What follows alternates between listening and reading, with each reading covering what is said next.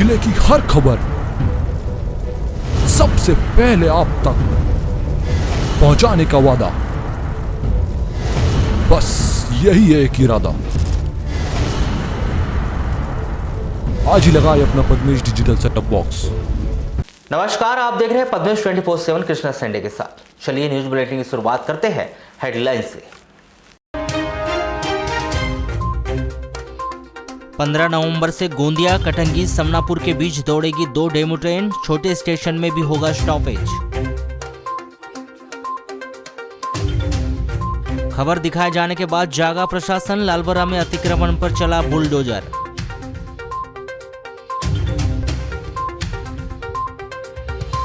पानी के लिए करोड़ों रुपए खर्च करने के बाद भी गुजरी और इतवारी बाजार के दुकानदार बूंद बूंद पानी के लिए हो रहे परेशान। बस स्टैंड बूढ़ी मार्ग पर फर्राटे से दौड़ रहे वाहन, स्पीड ब्रेकर लगाने की स्थानीय जनों ने की मांग।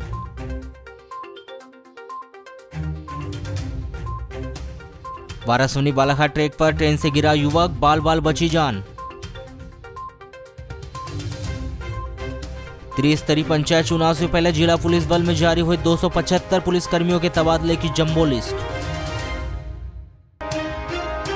हट्टा थाना क्षेत्र के अंतर्गत गोंदिया रोड चिखला अमराई के पास कार की ठोकर से गंभीर रूप से घायल 70 वर्षीय वृद्ध भजनलाल पगरवार ग्राम चिखला निवासी की जिला अस्पताल में उपचार के दौरान मौत हो गई।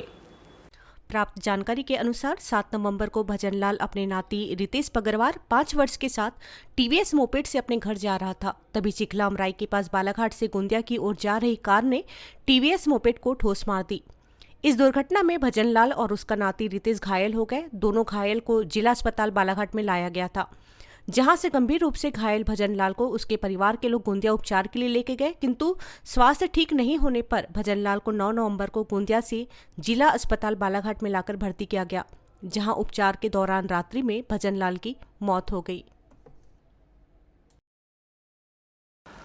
9 नवंबर को प्राप्त रिपोर्ट में बालाघाट जिले के एक मरीज का सैंपल कोरोना पॉजिटिव आया है। 9 नवंबर को ग्राम सरेका के 2 कोरोना पॉजिटिव बच्चे, जिनका होम आइसोलेशन में उपचार किया जा रहा था, उनके ठीक हो जाने पर उन्हें छुट्टी दे दी गई है।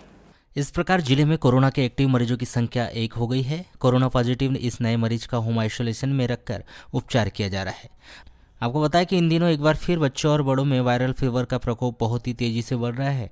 इसे देखते हुए स्वास्थ्य विभाग के द्वारा लगातार लोगों से सावधानी बरतने की अपील की जा रही है।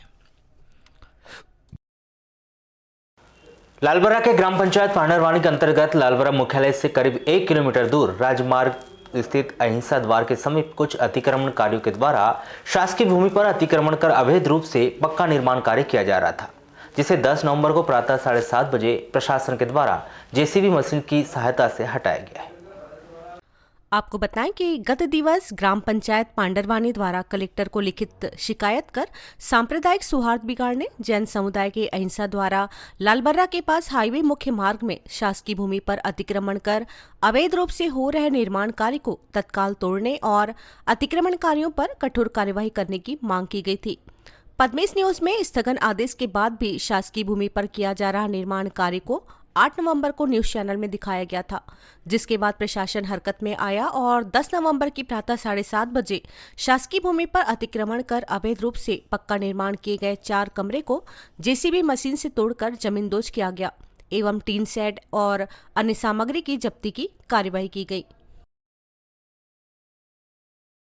आज जो है ग्राम पंचायत पांडरवानी लालबरा अंतर्गत जो मुख्य मार्ग है वहाँ पर जो है जैन समुदाय का अहिंसा द्वार है, वहाँ पर कुछ अतिक्रमणकारियों ने अवैध रूप से शासकीय भूमि पर अवैध निर्माण कर दुकानों का निर्माण किया था, जिसे आज शासन प्रशासन की मदद से शासन द्वारा तोड़ दिया गया है। और ऐसे ही कभी जगह और अन्य जगह पर ऐसे अतिक्रमण, जहाँ भी इस टाइप के अतिक्रमण दिखेंगे, जहाँ ऐसा लगेगा कि आपसी सौहार्द बिगाड़ने की कोई असामाजिक तत्व कोशिश करेंगे, तो निश्चित रूप पर उन पर कार्रवाई की जाएगी। इसके अलावा वहाँ जो है जो हमारा अहिंसा द्वार है, वहाँ पर जैन समुदाय के 2 हैं यहाँ पर, दिगंबर और श्वेतांबर, दोनों अध्यक्ष जी ने हमें लिखित में पत्र दिए कि ये लोग जो है अहिंसा द्वार के नीचे जो है अतिक्रमण करके मुर्गी मछली काटने की दुकान का निर्माण कर रहे हैं, उसको तत्काल जाके प्रशासन की तत्परता से हटाया गया। कौन सी कार्रवाई की जा रही है अभी यहाँ? आज यहाँ लालबर्रा ग्राम में जो बैंड बाजार था वहाँ पर अतिक्रमण कुछ लोगों द्वारा किया गया था, जिसमें राजस्व प्रकरण कायम कर उनको सभी को सूचना दी गई थी एवं जवाब लेकर के जवाब संतोषजनक न पाए जाने पर अतिक्रमणकर्ता के विरुद्ध आज जो है नोटिस जारी कर अतिक्रमण हटाने की कार्रवाई की गई। सर कितने कमरे का निर्माण किया है? 4 कमरे का 850 वर्ग फीट का निर्माण था। निर्माण चूँकि प्रारंभ का तब स्टे दिया था, पर स्टे के बावजूद भी उनके द्वारा कुछ निर्माण कार्य करने की कोशिश की, उसको पुलिस प्रशासन द्वारा मना करके रुकवा दिया गया था। शेष निर्माण को आज हटवा दिया गया है। सर कोई आया हम सर अतिक्रमण में किसी तरीके से किसी द्वारा व्यवधान उत्पन्न नहीं किया गया है। अतिक्रमण हटाने के दौरान शांतिपूर्ण तरीके से अतिक्रमण हटाने की कार्रवाई की गई। हाथ नहीं हो रहा था वो क्या, अब जैसे वहाँ पर अहिंसा द्वार बना है, ठीक है, तो एक अब अपन मटन मांस वाले नहीं है, सब इनसे दूर रहते हैं, शाकाहारी लोग हैं, तो ऐसा लगता था कि वो अहिंसा द्वार के पास वो बना है, तो उसको दूर वहाँ से इसलिए हटाने की कोशिश की। बाकी हमारा कोई किसी के लिए रोजी रोटी से खिलवाड़ करना उद्देश्य नहीं है हमारा, पर उद्देश्य यही था कि वहाँ से हट जाए, उनको कहीं दूसरी जगह बसा दिया जाए, उनको कहीं ना कहीं जगह दी जाए। प्रशासन, जिला प्रशासन से मेरा यही निवेदन है कि उनको कहीं ना कहीं उचित जगह दी जाए इस कार्य को। त्रिस्तरीय पंचायत निर्वाचन वर्ष 2021-22 को दृष्टिगत रखते हुए मध्य प्रदेश शासन निर्वाचन आयोग भोपाल के द्वारा जारी दिशा निर्देशों के परिपालन में पुलिस अधीक्षक अभिषेक तिवारी ने जिला पुलिस बल बालाघाट में पुलिस थानों और पुलिस चौकियों में 3 वर्ष से पदस्थ पुलिस अधिकारियों और कर्मचारियों की पदस्थापना में फेरबदल किया है। 9 नवंबर को पुलिस अधीक्षक श्री तिवारी ने 38 सहायक उपनिरीक्षक, कार्यवाहक सहायक उपनिरीक्षक, 57 प्रधान आरक्षक, कार्यवाहक प्रधान आरक्षक और 187 आरक्षकों के स्थानांतरण आदेश जारी किए हैं। इसके पूर्व 18 उपनिरीक्षकों के तबादले किए जा चुके हैं। जानकारी के मुताबिक और भी पुलिस अधिकारियों और कर्मचारियों के स्थानांतरण के आदेश जारी होना बाकी है। रूपजर थाना क्षेत्र के अंतर्गत आने वाले ग्राम नारंगी की मंडई में 1 दर्जन से अधिक लोगों ने बलवाकर एक व्यक्ति को लाठी और डंडे से मारपीट कर घायल कर दिया। घायल व्यक्ति संतोष पिता गोपालपुरी 45 वर्ष हुड्डी टोला दलदला चौकी ओकवा निवासी को जिला अस्पताल में भर्ती किया गया है। प्राप्त जानकारी के अनुसार 9 नवंबर को ग्राम नारंगी मंडई में संतोष माने युवकों के साथ अपना झूला लेके गया था। मंडई में झूला झुलाने के बाद शाम 6:30 बजे करीब संतोष झूला छोड़ रहा था, तभी उसके बेटे प्रमोदपुरी 17 वर्ष के साथ नारंगी के ही किसी व्यक्ति का विवाद हो गया और उसे मारपीट करने लगे थे। संतोष अपने बेटे को छुड़ाने के लिए गया, तभी आधा दर्जन से अधिक लोग वहां पहुंच गए और संतोष के साथ मारपीट करने लगे। संतोष के साथ वालों ने बीच बचाव किया। इस दौरान 3-4 लोगों ने डंडे से संतोष पर वार कर दिए, जिससे संतोष घायल हो गया। संतोष को उकवा के अस्पताल में भर्ती किया गया था, जहां से उसे जिला अस्पताल बालाघाट रेफर किया गया है। 15 नवंबर से गोंदिया कटंगी गोंदिया रूट पर 2 ट्रेन एवं गोंदिया समनापुर गोंदिया रूट के लिए 1 ट्रेन प्रारंभ की जा रही है। इन ट्रेनों के प्रारंभ होने से यात्रियों को गोंदिया से कटंगी के बीच एवं गोंदिया से समनापुर के बीच सफर करने में सहूलियत मिलेगी। बालाघाट रेलवे स्टेशन के मुख्य स्टेशन प्रबंधक एस कुशवाहा ने बताया कि 15 नवंबर से DEMU passenger Gondia railway station से सुबह 4:40 को प्रस्थान करेगी और सुबह 5:35 पर बालाघाट पहुंचेगी। यह ट्रेन बालाघाट से सुबह 5:40 पर प्रस्थान करेगी और प्रातः 7:10 पर कटंगी पहुंचेगी। DEMU passenger train Katangi railway station से सुबह 8 बजे प्रस्थान करेगी और प्रातः 9:11 पर बालाघाट पहुंचेगी। यह ट्रेन बालाघाट से सुबह 9:16 पर प्रस्थान करेगी और गोंदिया 10:15 पर गोंदिया पहुंचेगी। इसी प्रकार DEMU passenger train Gondia railway station से दोपहर 12:15 पर प्रस्थान करेगी और दोपहर 1:40 पर बालाघाट पहुंचेगी। यह ट्रेन बालाघाट से दोपहर 1:45 पर प्रस्थान करेगी और दोपहर 3 बजे कटंगी पहुंचेगी। DEMU passenger train Katangi railway station से दोपहर 3:40 पर प्रस्थान करेगी और अपराह्न 5:02 पर बालाघाट पहुंचेगी। यह ट्रेन बालाघाट से शाम 5:07 पर प्रस्थान करेगी और शाम 6:10 को गोंदिया पहुंचेगी। DEMU passenger train Gondia railway station से प्रातः 6:45 पर प्रस्थान करेगी और प्रातः 7:56 पर बालाघाट पहुंचेगी। यह ट्रेन बालाघाट से प्रातः 8:01 पर प्रस्थान करेगी और प्रातः 8:20 पर समनापुर पहुंचेगी। DEMU passenger Samnapur railway station से प्रातः 9:10 पर प्रस्थान करेगी और प्रातः 9:28 पर बालाघाट पहुंचेगी। यह ट्रेन बालाघाट से प्रातः 10:23 पर प्रस्थान करेगी और प्रातः 11:30 पर गोंदिया भी पहुंचेगी। यहाँ पैसेंजर ट्रेन के आरंभ होने से गोंदिया, प्रतापबाग, गात्रा, बिरसोला, खारा, हट्टा रोड, कन्नड़गांव, बालाघाट, धापेवाड़ा, समनापुर, गर्रा, कायदी, वारासिनी, सावंगी, कोचेवाई, लखनवाड़ा स्टेशन में स्टॉप होगा। हाँ, अभी आज ही ज्ञापन जारी हुआ है कि 15 तारीख से गोंदिया से कटंगी के मध्य 2 और फेरे बढ़ाने का प्रावधान है और साथ ही गोंदिया से समनापुर भी 1 फेरा चलाने का क्या बोलते हैं अपना आदेश जारी हुआ है। जो सुबह एक गोंदिया से कटंगी के लिए सुबह 07801 पैसेंजर स्पेशल डेमो के रूप में निकलेगी, वहाँ से 4:40 में बालाघाट पहुंचेगी, आपका 5:35 में, यहाँ से 5:40 में छूटेगी और कटंगी पहुंचेगी 7:10 पे। ये गाड़ी वापस में फिर 8 बजे वहाँ कटंगी से प्रस्थान करेगी, यहाँ आएगी 9:11 पे और यहाँ से 9:16 पे छूटेगी, गोंदिया पहुंचेगी 10:15 पे। इसी तरह से जो दूसरा फेरा और 12:15 पे गोंदिया से निकलेगा, वो यहाँ पहुंचेगा 13:40 में, यहाँ से 13:45 में छूटेगा कटंगी 15 बजे दोपहर बाद 3 बजे। वहाँ से फिर 15:40 में रवाना होगा, बालाघाट आएगा शाम को 17:02 पे और यहाँ से 17:07 पर छूट के गोंदिया पहुंचेगा 18:10। इसी तरह से गोंदिया से समनापुर के मध्य 07829 डेमू पैसेंजर स्पेशल 6:45 सुबह रवाना होगी गोंदिया से, बालाघाट आएगी 7:56 पे, यहाँ से 8:01 पर छूटेगी और 8:20 पे समनापुर पहुंचेगी।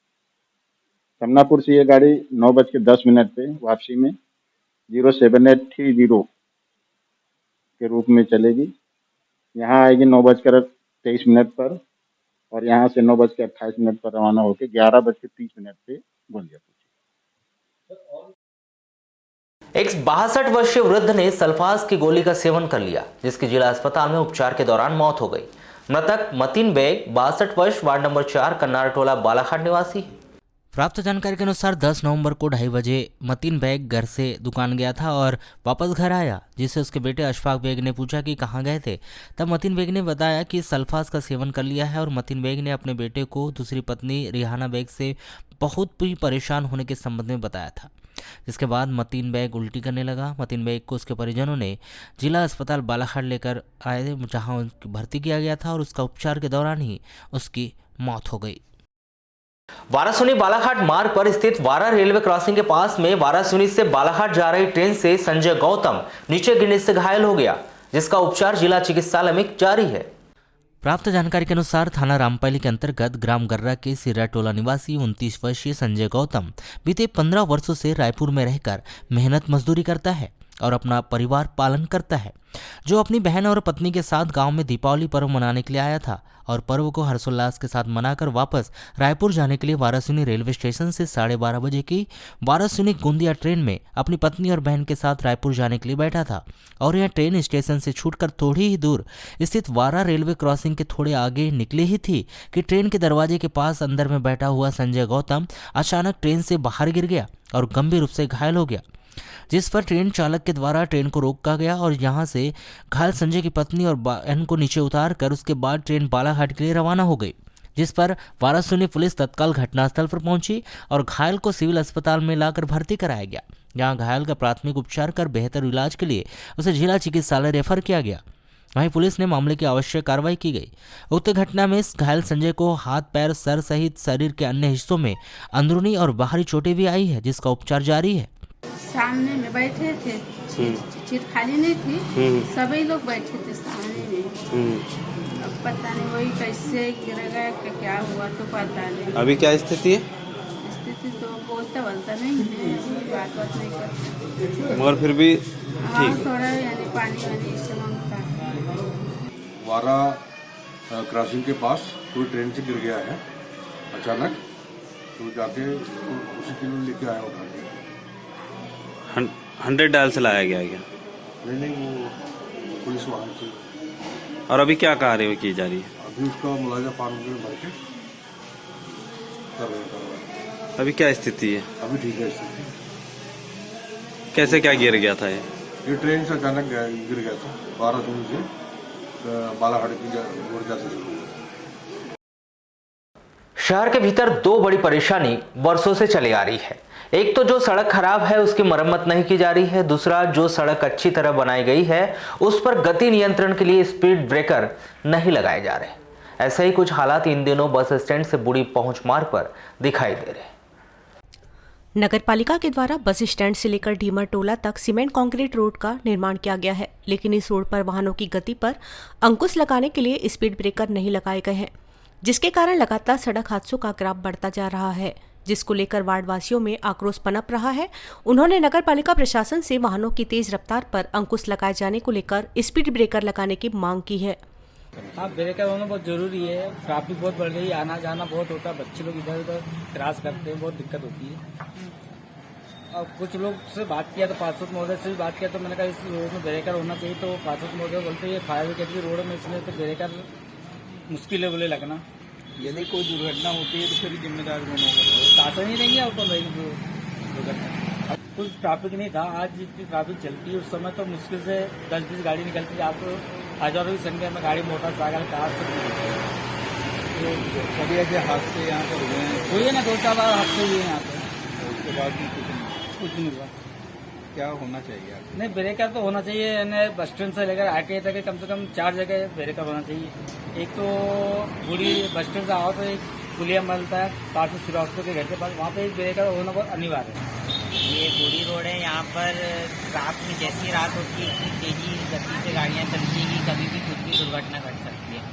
जानवर रहते हैं रोड पे, कभी भी अगर बिल्ली कुछ भी आ गए तो गाड़ियाँ कंट्रोल नहीं होता है, कहीं पे भी ठोस मार सकते हैं या किसी की जान भी जा सकती है, तेज गति से गाड़ियाँ चलती हैं। यहाँ पे ब्रेकर होना बहुत ज़रूरी है। कल जैसे पूरी अस्पताल रोड से नीचे उतर के वहाँ एक चौक टाइप का पड़ता है, वहाँ पे एक ब्रेकर होना चाहिए। रेलवे फाटक के थोड़े आगे पे उधर से भी बहुत तेजी गति से गाड़ियाँ आती है, वहाँ पे भी एक हाथ ब्रेकर होना जरूरी है। हाँ, एक बार तो कार ने सीधे गाय के ऊपर ही चढ़ा दिया था, वो गाय को सभी नागरिकों को द्वारा बचाया भी गया। और गाड़ियाँ इतनी तेज गति से चलती है कि अगर कुछ घटना घट गई तो उसको पकड़ भी नहीं सकते कि वो कहाँ भाग गया, कहाँ जाएगा, कुछ अता पता नहीं चल सकता। चर्चा के दौरान किराना व्यवसायी किरण कुमार ठाकरे ने बताया कि स्पीड ब्रेकर लगाए जाने को लेकर पार्षद और नगर पालिका के अधिकारियों से कई बार चर्चा की गई। उनका कहना है कि इस रोड में दमकल वाहन आकस्मिक सेवा देने के लिए गुजरते हैं, इन हालातों में स्पीड ब्रेकर लगाना मुश्किल होगा। ब्रेकर तो होने चाहिए क्योंकि उतर की गाड़ियाँ तो जा रही है और अभी एरिया भी थोड़ा बढ़ चुका है, पूरा व्यावसायिक वाला रोड भी ज़्यादा चलने लगा है। ये उसी हिसाब से मैं चाहता हूँ कि ब्रेकर चाहिए, क्योंकि बच्चे लोग भी बहुत सारे रहते हैं, बच्चे लोग भी इधर उधर होते रहते हैं, आवक जावक बढ़ चुकी है ना, जिसके कारण लोगों को समस्या हो रही है। ब्रेकर नहीं होने से क्या है, गाड़ियाँ तेज गति से चल रही हैं, ठीक है, जिसके कारण एक्सीडेंट होने के भी बहुत सारे सामान है और एक बीच में होते ही रहते हैं। जैसे सामने का चौक भी है, चौक में भी क्या कहते हैं बहुत सारी दिक्कतें होती हैं, क्योंकि रोड कट रही है, रोड से दोनों साइड में होने चाहिए थे ब्रेकर, यहाँ पे भी आगे कई प्रकार की समस्या होती रहती है। क्या मांग करते हैं नगर पालिका से? और नगर पालिका से यही मांगे कि ब्रेकर कुछ जानना जरूरी है, वहाँ ब्रेकर लगाए। वहीं इस संदर्भ में मुख्य नगर पालिका अधिकारी सतीश मठसेनिया से मोबाइल पर चर्चा करने का प्रयास किया गया, लेकिन उनसे संपर्क नहीं हो पाया है। संपूर्ण नगर में 24 घंटे पेयजल उपलब्ध कराने के लिए भले ही नगर पालिका ने जल आवर्धन योजना के नाम से 38 करोड़ रुपए फूंक दिए हो, लेकिन नगर में अब भी पेयजल की किल्लत बनी हुई है। पेयजल के लिए करोड़ों रुपए फूंकने के बाद भी जहां तहां पानी की समस्या देखी जा रही है। हैरानी की बात तो यह है कि नगर पालिका इतवारी बाजार और गुजरी बैठकी बाजार के नाम पर सब्जी विक्रेताओं से रोजाना टैक्स वसूल रही है। बावजूद इसके भी उन सब्जी विक्रेताओं के लिए पेयजल का उचित प्रबंध भी नहीं किया जा रहा है। जहां इतवारी बाजार और गुजरी सब्जी बाजार में व्यापारियों को पेयजल के लिए भारी परेशानियों का सामना करना पड़ रहा है, जिस पर सब्जी व्यापारियों ने अपनी नाराजगी व्यक्त करते हुए बाजार परिसर में पेयजल की उचित व्यवस्था बनाए जाने की मांग की है। कुलवंता भाई कहाँ से आते हैं? नई तरह से रोड लगाते हैं सब्जी की दुकान। और ये पानी कहाँ से लाते हैं? कभी ये नल से लाते हैं मंदिर वाले। कभी हम माता राम भीतर से चला लेते हैं। ये टंकी की साफ सफाई होते हुए आपने देखे है कभी? नहीं, हमने नहीं देखी। कितने साल से यहाँ बैठ रहे हो? बहुत साल हो गए, कभी नहीं देखे। बात अगर इतवारीगंज सब्जी बाजार की करें तो जिले में थोक सब्जी का सबसे बड़ा बाजार इतवारी बाजार है, जहां रोजाना लाखों रुपए की सब्जियां दूर दराज और अन्य राज्यों से बिक्री के लिए आती है, जहां नगरपालिका द्वारा व्यवस्था बनाने के नाम पर लाखों रुपए का टैक्स भी वसूला जाता है। बावजूद इसके भी यहां आने वाले व्यापारियों और चिल्लर सब्जी विक्रेताओं को शुद्ध पेयजल उपलब्ध नहीं कराया जा रहा है। बताया जा रहा है कि 29 दिसंबर 2014 में इतवारी बाजार पीपल के पेड़ के नीचे शुद्ध पेयजल के लिए ठंडे पानी की मशीन लगाई गई थी, जहां पेयजल की व्यवस्था को बनाने के लिए एक कक्ष का निर्माण भी कराया गया था, जिसके उद्घाटन समारोह में तत्कालीन कृषि मंत्री गौरीशंकर बिसेन, पूर्व नगरपालिका अध्यक्ष रमेश रंगलानी और तत्कालीन नगरपालिका अध्यक्ष अनिल दुआरे ने सब्जी व्यापारियों को शुद्ध पेयजल उपलब्ध कराने का दावा करते हुए बाजार परिसर में पेयजल की कमी नहीं होने देने की बात कही थी। लेकिन आज आलम यह है कि उक्त कक्ष के अंदर रखी पानी की मशीन कबाड़ में तब्दील होते नजर आ रही है। पीने की क्या व्यवस्था है यहाँ मंडी में? वो बोरिंग जाओ, धोने धाने के लिए लाओ, हनुमान मंदिर जाओ, पीने के लिए लाओ। अच्छा, आप नगर पालिका को टैक्स देते हैं यहाँ का? ठेकेदार को देते हैं। व्यवस्था नहीं है। एक सार्वजनिक नल है जहाँ पे गंदा पानी निकलता है, कभी साफ आता है, कभी ऐसी आता है, बाकी कोई व्यवस्था दूसरी व्यवस्था नहीं है पानी की। अच्छा, तो नल आता है, बोरिंग आती है, नल है इधर उधर, उससे भरो और पियो, अपना साधन खुद करो, बोतल में भर के लाओ, टंकी में भरो, खुद ही पियो। अभी तक कोई व्यवस्था नहीं, प्याऊ की पानी की कुछ व्यवस्था नहीं करी, गर्मी भी नहीं होती ना अभी हो। बात अगर पेयजल समस्या की करें तो इतवारी और गुजरी बाजार के कई चिल्लर और ठोक सब्जी विक्रेता पैसों से पानी खरीदकर अपनी प्यास बुझा रहे हैं। जहां पेयजल के उचित इंतजाम न होने से सब्जी व्यापारी मंदिर, हैंडपंप, बोरिंग, किसी की दुकान या किसी के घर से पानी लाने के लिए मजबूर हैं, तो वहीं कोई सब्जी विक्रेता 12 महीने 20 रुपए प्रति केन के हिसाब से पानी खरीदकर अपनी प्यास बुझा रहे हैं। घर से लाते हैं, जो अगर खत्म हो गए तो भैया जिनके पास वो केन में रख लेते हैं, उसको खरीद के पीते हैं? हाँ, नहीं खरीद के तो नहीं पीते। खरीद का केन का पानी खरीदा हुआ है, पैसे का पानी देता है? हाँ, समझ खरीदा हुआ है। हाँ, खरीदा हुआ है वो। और ये जो नल है वो 4 बजे आता है। वही बात अगर पेयजल व्यवस्था की करें तो गुजरी मार्केट में सब्जी व्यवसायियों के लिए पेयजल की सुविधा नहीं है, जहां चिल्लर सब्जी व्यापारी जामा मस्जिद, पुराने थाने के आगे लगे हैंडपंप से पानी लाने के लिए मजबूर है। बताया जा रहा है कि वर्ष 2013 में जब कॉम्प्लेक्स का निर्माण कराया गया था, उस वक्त नगरपालिका द्वारा कॉम्प्लेक्स परिसर में ही बोरिंग खुदवाया गया था, जिस पर हैंडपंप लगाकर 24 घंटे पेयजल की सुविधा दिए जाने का वादा किया गया था। लेकिन आज तक गुमठी बाजार कॉम्प्लेक्स के व्यापारियों को पेयजल की सुविधा नहीं मिल पाई है। पेयजल की व्यवस्था नहीं है गुजरी में, तो पेयजल की व्यवस्था मैं दिखवा लूँगा। जहाँ आवश्यकता है, जिस पॉइंट को हम सार्वजनिक पॉइंट ज़्यादा सुविधाजनक रहेगा, तो वहाँ पे हम एक सार्वजनिक नल लगवा देंगे।